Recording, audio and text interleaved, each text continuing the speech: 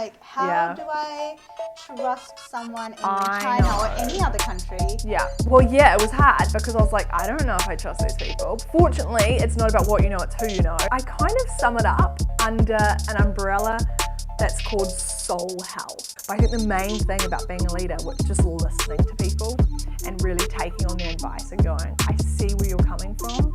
This is why I think it'll work. Maybe this is why I don't think it'll work. I never ever wanted someone to go, oh, Hannah just created it to make money. Don't quit until you really have to. Today, we are in conversation with Hannah Koumakis, who is a self-employed, creative woman who runs multiple businesses, including Dear Community, Dear the Series, Dear Listener, and Dear Brides. She is also an actor, which means she has a busy life. In this podcast, we talked about Dear Community, which is a non-for-profit organization designed to bring women together with monthly events. In this podcast, we will learn more about non-for-profit organizations and how to run them. Where is our money going when we pay for events, while clearing out a lot of misconceptions. We hope this podcast is informative and you enjoy it.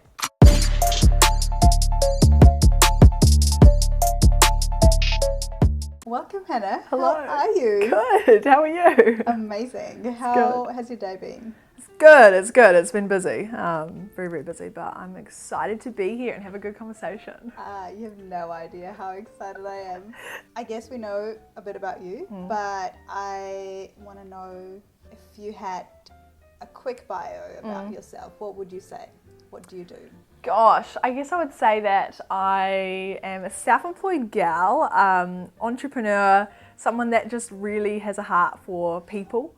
I kind of sum it up under an umbrella that's called soul health. And that's what I'm so passionate about. It's called soul health. It's like health for the soul, rather than just mental health. It's actually soul health. Now, soul health incorporates 5 different things. One is spiritual health, one is physical health, one is financial health, the other is social health, and then finally you have the mental health aspect. And so basically you've got all these different aspects that they all come in together, which I kind of play a part in, like these different little aspects. For example, the financial aspect, which is where the TikTok side comes through. Social aspect, Dear Community. The mental health aspect, which is Dear the Series. And so there's a few things that I like to touch on. And then for me personally, the spiritual aspect and then the physical aspect is how I survive. But yeah, so that's kind of how I sum up what I do and what I love. How did you start? Like, where at the point in your life you were like, I'm gonna start this, like I have got this idea, or you saw that there was the need for this? I guess I have always wanted to do something different. Like, I've always wanted to make a change, like make a difference in people's lives. And I think it started from a very young age, and I knew they didn't want to also work for someone. And so after I became a nanny, because I thought, all right, I want to become a property investor, so I became a nanny, and I was like, oh, it's not really... So you became a nanny? A nanny, yes. I lived in London, became a nanny. After 2 years, came back because I wanted to earn, a bit of money. And then I came back and I was like, I really need to get a job that's quite high paying. Wanted to try and become a property valuer, and that didn't really work out because I studied property valuation? Yes, property valuation. So I went to Mass University for 3 years, studied a Bachelor of Business, majoring in property, minoring in financial advice. And decided, I was like, you know what, I'm going to go down the property valuation route. And while I was there, I was like, what am I doing? Like, it's not me. And so I was like, okay, what else can I do? And I kind of had this crisis at the age of 22. And I was like, oh my gosh, what do I do? So I just applied for a random job, and I started to apply, and I became a buyer for the Mitre 10 head office. And I think everything pivoted from then onwards, because I realized I was working for these big, big shots and all these people making money, and I was just looking after product. And I was like, there's more to life than this. And I think it was my time at Mitre 10 where I started on acting, TikTok, Dear the Series, Dear Community 7, like everything started because I just had this hunger for doing more. So when you started, or when you thought that you want to start, like, what was the journey? Yeah, so I think my first business, my actual business, I've had like little businesses, I've had lots of different side hustles. Like, I tried to breed cockatiel birds when I was like 9 years old. unfortunately, after 2 years, I realised they were all boys, and so didn't quite work. After 2 years? Yeah, after 2 years. So I think the biology lessons didn't quite come But through. you were 9 years old. I was 9 years old and I was homeschooled, so Mum obviously missed out biology in the whole curriculum program. But yeah, so I kind of just, I had lots of different little things that I tried. But then the one thing that I launched was I Love Daisy, which was in 2016 and 17, I basically bought and sold clothes on Instagram. But I was a little bit too early for the market, because in 2016 and 17, people didn't trust people on Instagram to pay money and buy clothes. So I was too early for the market. But when I came back from London in 2019, I relaunched that account, renamed it, and I called it Everything Vintage. And that really funded me through the first few years of uni. It was turning over, it's not that much, but as a side hustle, it was like $400, $500 a week. So it was a good amount of money. It was thriving, especially that time, that year. There was. And how old were you when you did that? I was 20. Yeah. That is young. So it was just like a little side hustle on the top of uni, and then I also had other, not businesses, but I became an extra for an extras agency, so I did full-time work on Lord of the Rings. So I had a lot of side hustles, and then I realised I love doing lots of different things, but I kind of want to start growing my businesses. Like I want to start growing things. So Everything Vintage was technically my first business. And then it was January 2022 when I had the idea of, I was actually listening to the Girls That Invest podcast by Sim, and she said, launch a business where you are slightly better than someone else. Slightly better. And I was like, there's nothing that I'm better than anyone else. Like everyone else is always going to be better than me. And I just had this idea. I was like, I love to journal. Love it so much. And when I was in London, I saw this prompted journal, which wasn't really a thing. And I was like, oh my gosh, I love it. And it was all about, it was called Mum. And you would write it for your children. You'd pass it down to your children. And I was like, so wholesome. Yeah. And I was like, why not many other people have actually done this idea of guided journals. I guess I just had this idea. I love journaling. Why don't I create these prompted journals that are for people that can really help them discover more about themselves? Because I realized that people want to journal, right? But opening up like a blank journal and you're like, oh my gosh, like what do I say? Like am I allowed to say that? I don't know. People really struggle with the idea of actually putting their thoughts down onto paper. And so I thought, why don't I create something where it guides them through that process.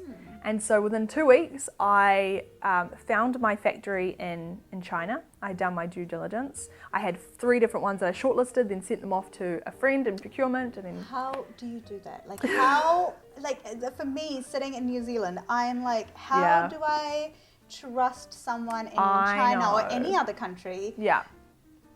How do you really do that? Well, it was hard because I was like, I don't know if I trust these people. Fortunately, it's not about what you know, it's who you know. And my dad, as friends, he just randomly said something the other day and he said, I actually have a friend that works in procurement. And then I said to Dad, hey, like, would that guy be able to help me? And Dad's like, call him. And so I was like, okay, so I called him. I was like, hey, any chance you could help me? And he's like, yeah, anything for your dad. And this person is in China?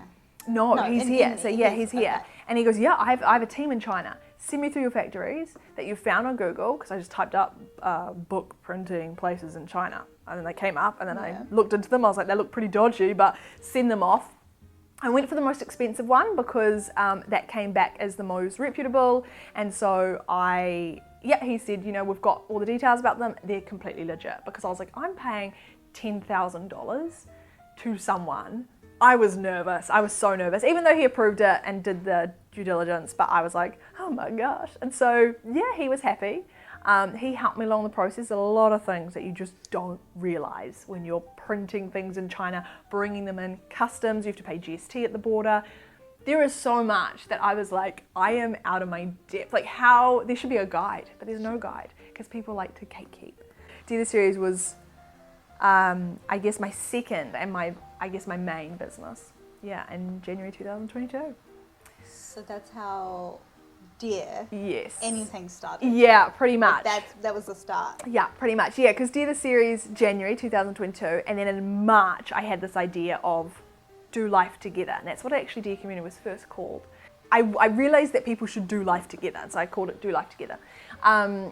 And then I realized, oh, hang on, like Dear the Series could own Dear Community and fund it. So maybe we could have the same name, like the same, Dear. So I thought, cool, let's call it Dear Community, because I thought it was kind of cute. And so Dear Community, it has confused people. They're like, why is it all the same? And I'm like, well, they were owned until we became a charity. But yeah, so Dear Community. They were owned? Kind of, they're owned together. So basically, Dear the Series, essentially, they were tied together. And then I split them and became its own entity. But I'm so glad that we did finally end up registering as a charity and being able to have that. That was a huge process in itself.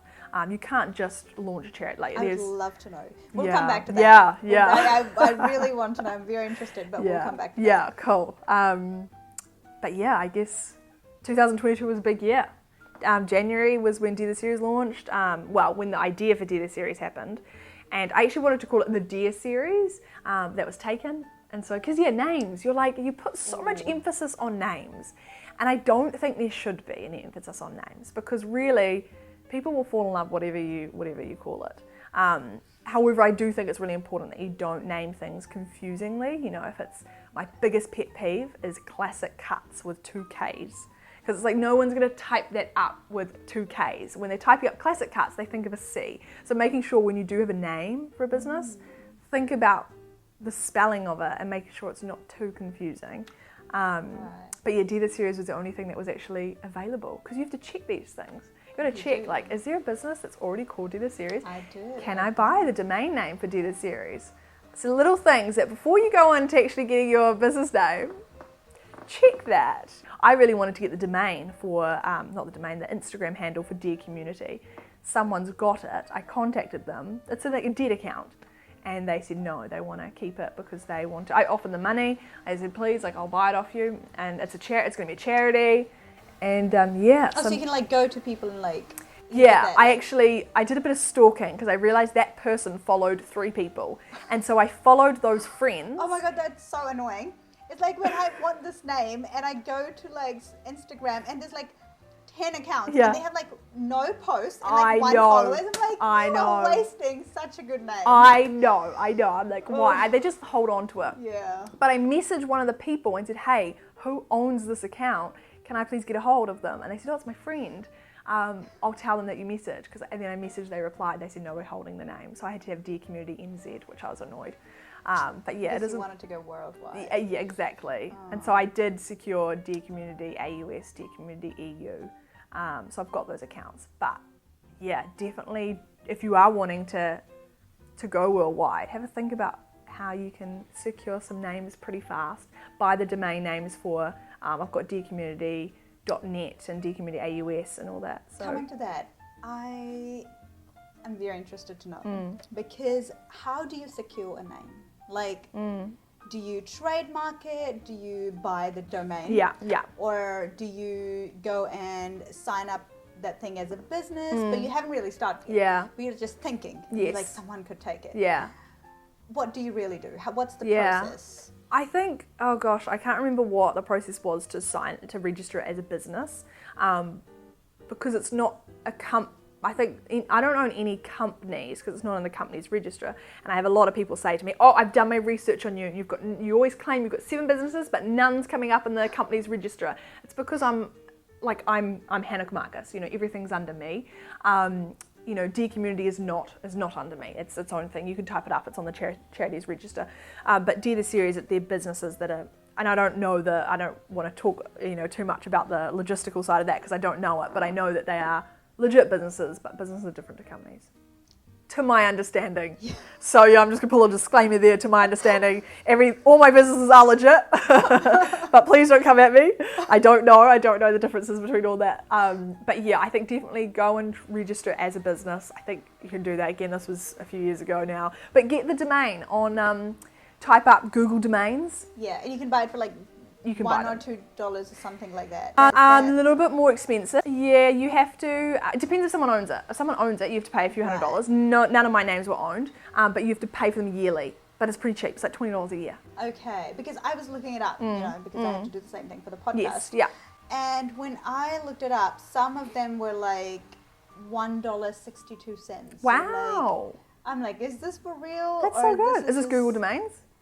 Or what website? I'm not sure, right? Okay. I've forgotten. I've done a lot of research. Yeah, Google Domains is good. It's okay, reputable. Google Domains it is. But you also have a podcast. And so when did that come along? Yeah, like, gosh.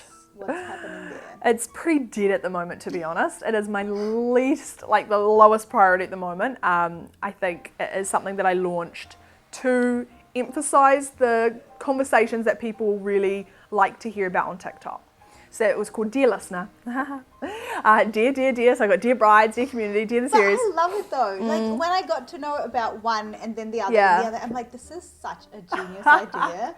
Like I don't know if you realize this, but you are building a brand and then you can take it anywhere. Yeah. Like there's endless possibilities of Yeah. where you can go with it. But Yeah. you've created a brand. It's been good and bad. Like, I think bad into the sense of potentially I wouldn't do it again with Dear Community because people think that it's under this one brand, and so they think that there's the funding behind it, but there isn't. They think that there's other intentions behind it, and there isn't. Looking at it holistically, I'm like, okay, I can definitely see that people do like it as well. My brother's like, it's just so confusing. Like, I don't even know, like, why you call them all Dear. I know. But yeah, Dear Listener, to elaborate on all the things, so pocket money video went. A lot of people liked the video that I talked about my unique pocket money system. Season 1. Money system. Pocket money system went kind of viral on TikTok because I know it was because I got a bit of money when I was younger. So every single month when I was 7, accounting for inflation in today's dollars was $300 a month. But I would have to save 50%, and I would also have to put aside, a solid amount towards short-term savings, which is my car. So. And I was only left over with, a handful, not that much money to actually buy everything. So I'm talking about your socks, your underwear. You go out to McDonald's, you buy that. At the age of 7, you were buying everything. And so back then, 2007, it was $140. And so obviously $70 went towards a house. So you're teaching a 7-year-old, hey, you're saving for a house right now. Like, that's hard. It's hard, but also I loved it. I thrived because I was like, oh my gosh, wow. And it wasn't until I was 12 where it hit me and I actually got really excited for my home purchase. But prior to that, I just couldn't quite understand. Then obviously you're telling a 7-year-old you're putting money towards a car. So you're really instilling within them, you're going to save for the future. And it was really cool. So in the end, we had $36. We also had to give 10% away to our church. But at the end, we had $36 to basically pay for everything, toys, everything. So yeah, that was the pocket money system. So that was done by your parents? By my parents, yeah. That is such a genius idea. So it was cool. It only lasted 2 years, but it was basically that set us up fundamentally, and it taught us economics. I'm guessing that you didn't work side by side or had a part-time job when you started your first thing, which was the Dear series. So I was working full-time until September 2023. Oh, you were, while you were doing Dear series. And Dear Community. And Dear Community. Yeah. And Dear Brides. And Dear Brides. Yeah. Not the podcast. And the podcast. And the podcast. Yeah. Oh, wow. Yes, I was very, very burnt out. And I picked up a consulting kind of social media job as well for 7. So 7 launched a month prior to me quitting my job, and I hit rock bottom, pretty much. So wait, 7 is your company? No. 7 is your company? Yeah. Yes. And 7 is the one that kind of owns... owns Dear Brides. Dear Brides. Yeah. Okay. So 7's basically overarching digital marketing agency that includes content creation for brands, consulting and strategy, and also audits for social media accounts. I used to do social media management, closed that down 2 weeks ago, as I was getting very burnt out again. And I really valued my mental health, and we'll get to that, I'm sure. So I shut that down. I had clients. I had 3 clients every week doing their socials, and then I had a contractor as well. Closed that down. So yeah, it was... 7's been cool, but for my heart is behind consulting and strategy, and I want to be able to give advice to people. So that's what 7 is: consulting, strategy, content creation. Do you have people working for you, or you do it all by yourself, or do you have a team, or do you outsource people to work on it? How does it really work? Yeah, so no, I didn't have a team really in terms of like, I had contractors, so I had a designer for Dear the Series. So some people think I designed it myself, which is very flattering, but no, so I had designers for that, and so they were local designers, they're amazing. So that was Dear the Series. For Dear Brides, we've got a team of 4 creators, which is really cool. Got Christchurch, Hamilton, 2 girls in Auckland, and then me. So that's awesome. 7 Content Studio, we had a contractor for the social media management side. She helped me. She was only 5 hours a week, but we've had to part ways because I shut down that arm. Yes, yeah. And then Dear Community, we started bringing on interns as of October last year. We had interns over summer, we've got an intern this year, and we've also just as of a month ago brought on our first paid contractor staff member, Neve, who will be basically working towards hopefully full-time very soon, taking over a significant chunk of my work, which is really exciting. How do you manage or maintain your team culture? So you have, if you had like a business, had a team in one business, you just go and take them out for maybe drinks, or but that's not the case with you. You do many different things, and people might not connect to each other because they're not working under the same roof. Exactly. Exactly. How do you make sure that you're taking care of your people, people who work for you? Yeah. Seeing that in all sorts of places, not even all in Auckland. So no, definitely. I think it's something that I'm working towards learning. Well, obviously we've got about 65 leaders of Dear Community, so I also feel like kind of having to make sure that I'm looking after them as well. And so it's, for Auckland, we take them out to every 3 months, we take them out to a dinner, and then we just basically on Dear Community. So I try and we give budget to those different cities and say, look, here's some money that you guys can go out, look after yourselves. We also give Christmas presents to all of our leaders. It's a little surprise that I do, just to say, hey, look, we really appreciate your hard work. I would love to go and meet them all personally. I can't, but I've flown and met up with Queenstown and Christchurch and all that. So I'm also trying to make sure that I'm looking after them and being very present. But I think the main thing about being a leader, which I'm learning a lot, and I feel like I'm not a very good leader, and I really want to learn how to be better, but it's just listening to people and really taking on their advice and going, I see where you're coming from. This is why I think it will work. Maybe this is why I don't think it will work. But hearing them out and going, I see your perspective. I see your point of view. Team culture, we've got the intern comes over to my house, and so we'll sometimes go out for lunch, or I'll make her lunch at my house. And so, just making sure she feels like she is being looked after as well. But I love being able to work with her. But I'm learning. You're like the mum of the community in a good way. In a good way, and making sure like everyone's happy and making sure everyone's like fed. The mum jobs and being like, did you have water? Like, are you okay? Or, like, making sure that everyone's doing okay. Well, I hope, because it's definitely not usually my personality, and so I'm definitely. Is it not? Yeah, not. Good actor. I'm kidding. There's a lot of things that I've been forced into thinking. As I've launched more into Dear Community, I've become a lot more logistical, but also learning a lot about how to look after a team and really maintain team culture.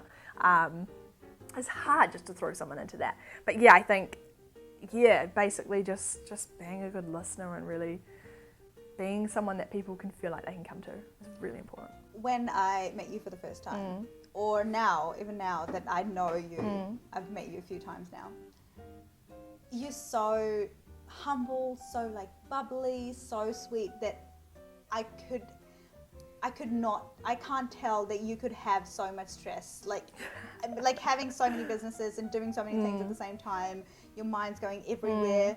You would, as every human being, you would have a lot of stress on you. But when I meet you, I don't know how, but you seem very natural, but you're doing a great job. Thank you. That's very, very kind to hear.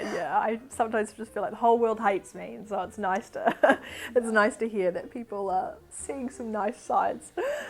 You probably don't get to hear it to your face, but because I've been on the events, and I'll meet people. Like I was telling people, I'm like, I'm gonna start this podcast. Like girls they get so excited. I'm like, I really wish I had something to show you, because I don't at the moment, but one day I will. And then I'm telling them about Hannah's gonna be on it, and they got even more excited. They're like, oh my God, no way, that is so cool. I'm like, you wait for it, it's going to be good.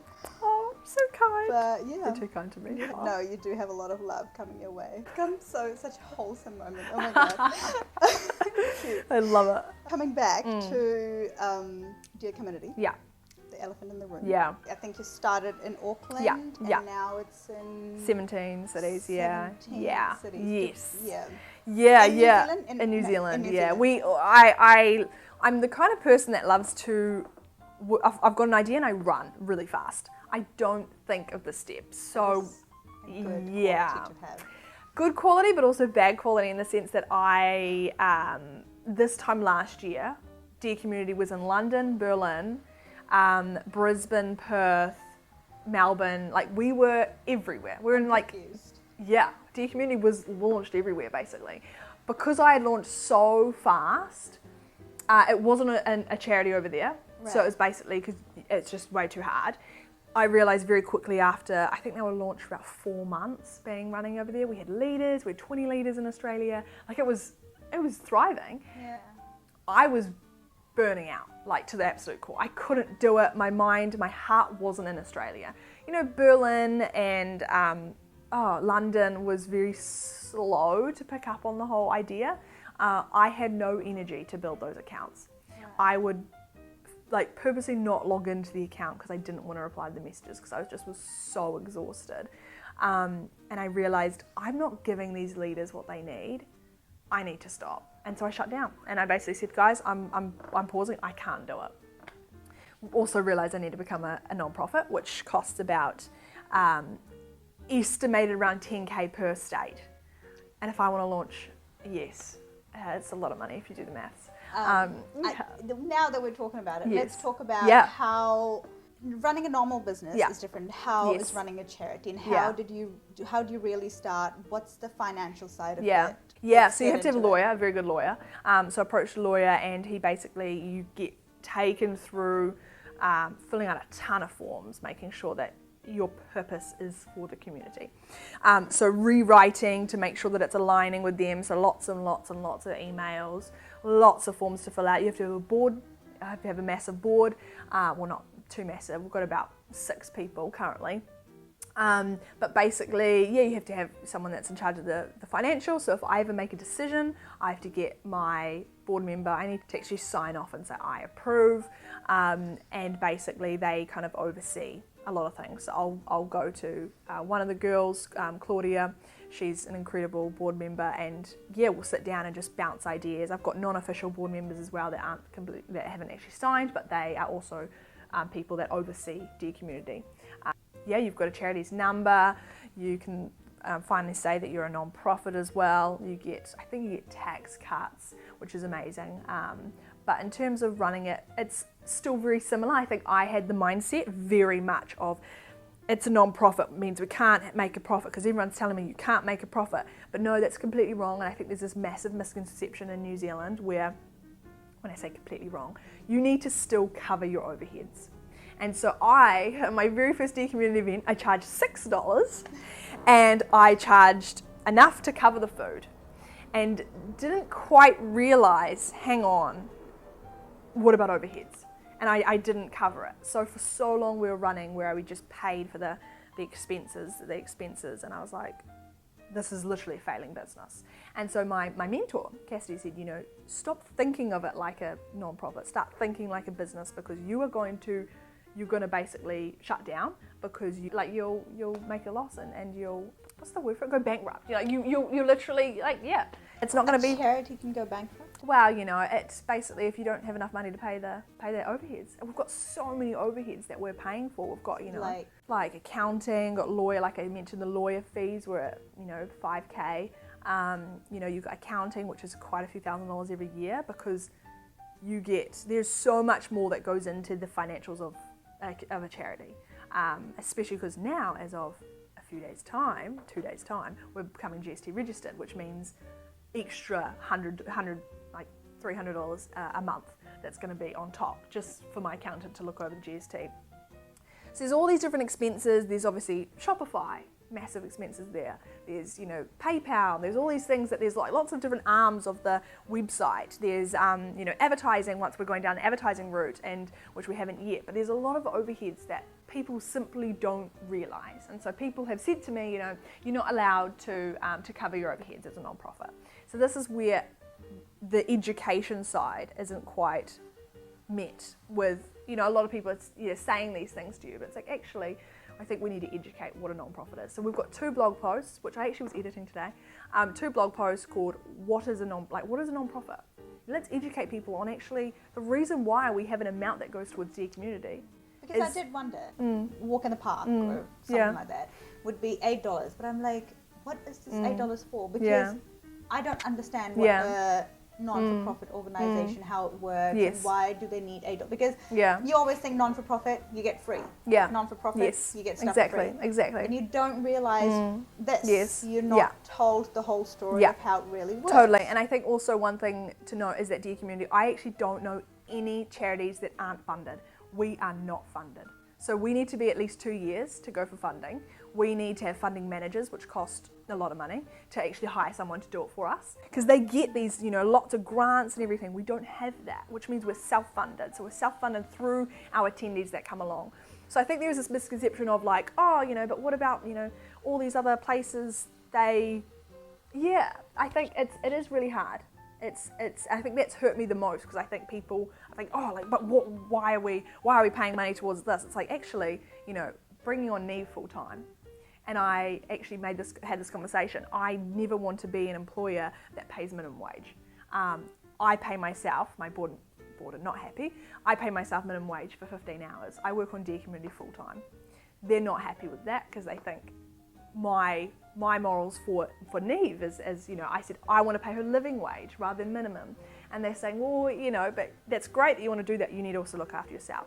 But you know, it's my baby, and I'm happy to do that because I've got other businesses. That's the reason why I've got other businesses. It's the reason why I act. It's the reason why I do TikTok, is because I'm like, I can afford to not pay myself with Dear Community. So I'm very grateful. It's the reason why I work hard in these other places, is to be able to go, you know what, I'm just paying enough so I can pay my rent, but actually I don't want to be taking a lot from Dear Community at all. I want to use that money and pay someone else because I want them to be paid. But that's massive. Paying someone a full-time salary, we need to somehow get that funding, and that funding is through all the attendees. We're also providing a service, and I think, you know, I was always like $2, and then it went up to $5. My board members like, you need to be $20. I'm like, no, I never want it to be that expensive. But I think people don't see the value of what they're getting. So I would always hustle to make sure that if it was a paint and sip night and it was $50, I wanted to try and hustle to make sure that people were arriving and coming, and it was only going to cost them $40. It's like, actually, we're providing a service that no one's ever done before. We could have easily, and I get this a lot of people have said to me, why did you ever make it a charity? It would have been so much easier if you made it a business.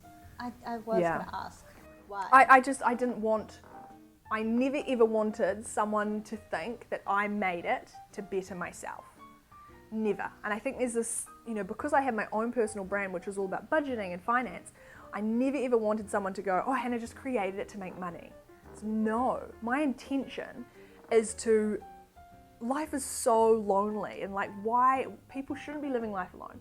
I wanted to create it, you know, to just basically just bring people together through fun events, but also, you know, on that aspect, that's my big heart, but also to be able to provide a charity where we will be worldwide, but be able to hire people to finally work in a job where they love.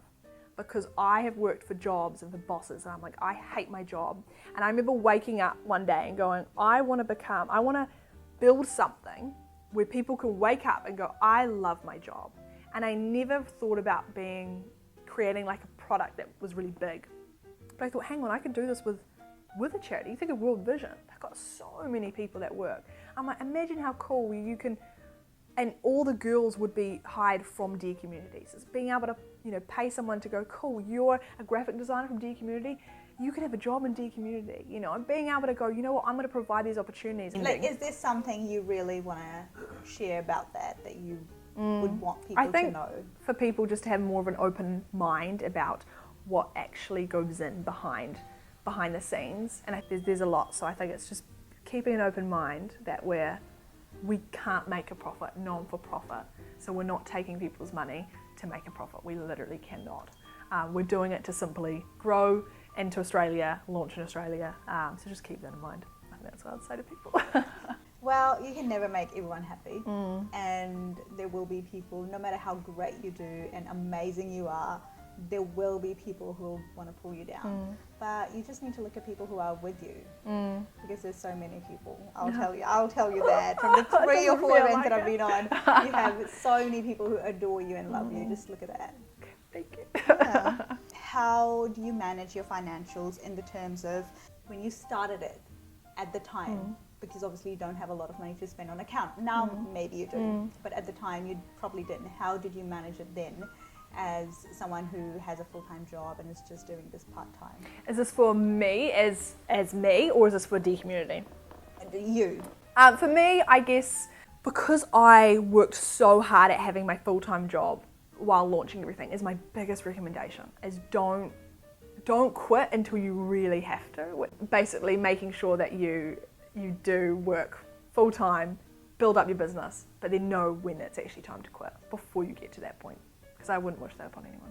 But yeah, basically just working hard, hustling hard. I think now, currently, what keeps me alive is TikTok, fortunately, my brand partnerships. Otherwise, nothing else is paying me. I haven't taken any money from Dear Series yet. And then, Dear Community only as of February has just paid me very, very minimal just to survive, really. And Seven pays because it's a lot of service-based stuff. So this is just out of personal interest. Seven, it's for, so who's your customer? So basically, I've got a customer that sent me through her husband's photos from his birthday party. Can you put together a video? Great. So I edited a video. We'll get brands that come and say, we want to do content creation. We'll hire you for content creation. Had a call with a customer, with a client last week, and she said, want to go through strategy and consulting.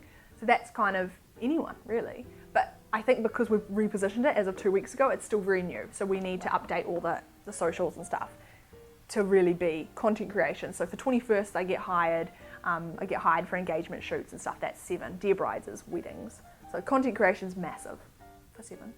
To sum things up, what is one thing that if you had the choice to go back and change your decision, being like, oh, I wish I did this differently, what would you change?